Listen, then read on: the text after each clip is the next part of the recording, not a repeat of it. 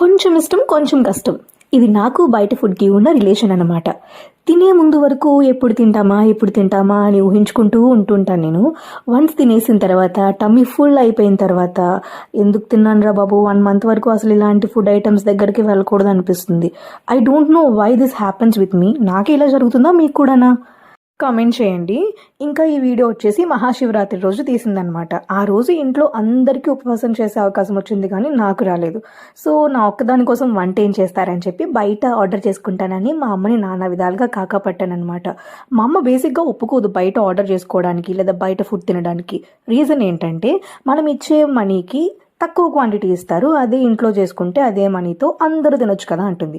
నేనేమంటానంటే వాళ్ళు ఎఫర్ట్ పెడుతున్నారు కదమ్మా కుకింగ్ చేయడంలో, ఆ ఎఫర్ట్కే మనం పే చేస్తున్నామని. కానీ నా పాయింట్ ఎప్పుడూ అర్థం చేసుకోరు అనుకోండి. అలా ఊరికి వెళ్ళిపోకపోతే లైక్ చేసి వెళ్ళొచ్చు కదా.